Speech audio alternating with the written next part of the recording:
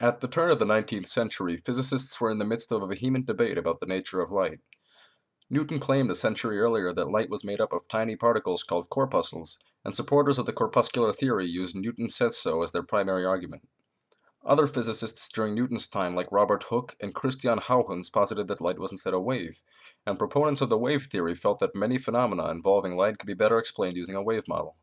Thomas Young's double-slit experiment largely decided this debate due to one key feature of waves: interference. Waves traveling through space have a number of properties. They have high points called peaks and low points called troughs, each with a size determined by the wave's amplitude.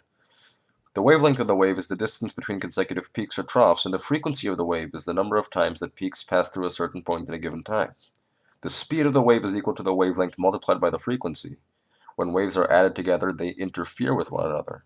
When a peak meets a peak or a trough meets a trough, either a bigger peak or a bigger trough is formed in what is known as constructive interference. When a peak meets a trough, the two cancel each other out in destructive interference. If a wave were to go through two slits, as in Young's experiment, the two slits would act as sources for two new waves that would constructively and destructively interfere with each other to form a diffraction pattern on an opposing wall. The fringe of highest intensity would be directly between the two slits, and fringes of lessening intensity would fan out on either side at distances that would depend on the wavelength. If instead particles were to go through Young's experiment, the spots with the highest intensity would be directly opposite the slits, like what would happen if someone were to fire baseballs through two holes. When Young performed his double-slit experiment on light, he got a diffraction pattern. Light was a wave. The wave theory of light was developed further, different wavelengths accounted for different colors, and Maxwell and Hertz found that light was a form of electromagnetic radiation, like radio waves. The wave theory, however, began to encounter difficulties at the beginning of the 20th century. The real revolution came in a groundbreaking 1905 paper by Albert Einstein. In it, Einstein sought to describe the photoelectric effect, in which metals emit electrons when light is shined on them, and the number of electrons emitted is proportional to the frequency of the light, not the intensity. Max Planck proposed 4 years earlier that light emission from opaque, non-reflective objects called blackbodies could only occur in discrete, fixed quantities. Einstein took this one step further and claimed that light itself was made of discrete quantities. It was composed of discrete particles, or quanta, that later became called photons. Each photon had an energy equal to h, the Planck constant, multiplied by the frequency, and a photon could knock an electron off the metal if it had enough energy. This explained why the photoelectric effect was dependent on frequency rather than intensity. Increasing the frequency would create higher energy photons that would more readily remove electrons. Increasing the intensity of low-frequency light, however, would fire more photons, but none of them would have sufficient energy to displace electrons. This is like the difference between a machine gun filled with foam ammunition and a pistol with real bullets in it. Einstein's theory worked, but the wave theory was still strongly supported, and so light had to have a wave-particle duality. Certain aspects of it could be described using the wave theory, and others using the particulate theory. What was so special about light? In 1924, Louis de Broglie essentially said nothing. Using a formula from relativity, he found that for photons, which lack mass, momentum p is equal to the energy divided by c, the speed of light.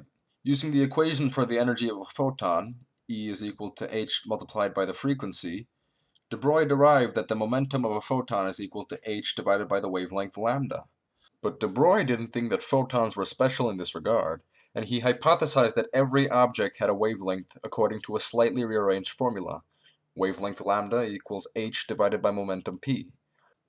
Nobody had heard of, say, the wavelength of an electron before, but in 1927 the Davison-Germer experiment put de Broglie's hypothesis on strong experimental footing.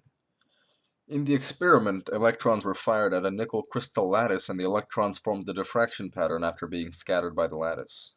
Using Bragg's interference law, it was found that the experimental diffraction corresponded to a wave with a wavelength of 0.165 nanometers. The wavelength of the electron from de Broglie's relation was 0.167 nanometers. The evidence confirmed de Broglie's hypothesis. The wave-particle duality of matter was on firm ground. Now that the wave nature of matter was established, matter had to be described in new ways. Particles had to obey Erwin-Schrödinger's wave equation, and they had to be described by solutions to the equation called wave functions. Observable quantities became given by operations on wave functions, and behavior at the quantum level was discovered to be inherently probabilistic. What are some of the consequences of this picture? One implication is Werner Heisenberg's uncertainty principle. A particle in classical mechanics could be described extensively by using knowledge of its position and momentum, defined to arbitrary accuracy. The Heisenberg uncertainty principle, however, mandates a level of uncertainty in measuring both quantities. Specifically, the more precisely position is known, the more uncertainty there is in momentum, and vice versa. The popular explanation of this comes from the observer effect, which is akin to how sticking a thermometer in a cup of coffee will alter the coffee's temperature.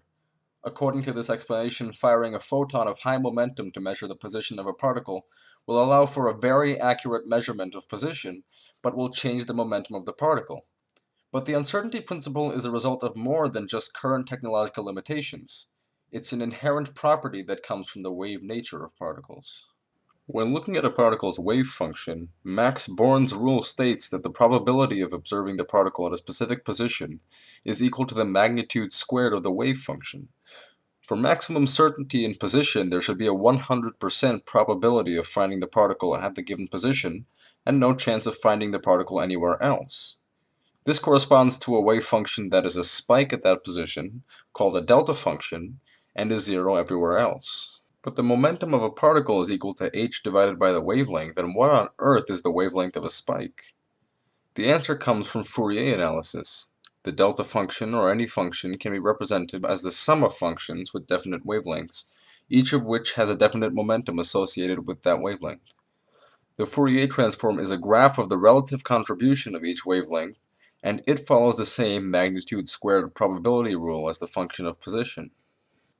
The Fourier transform of the delta function is spread out in wavelength space.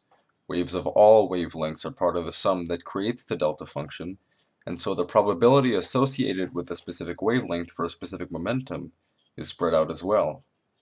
The certainty in position has caused the function to spread out in the wavelength domain, and so there is a high uncertainty in momentum.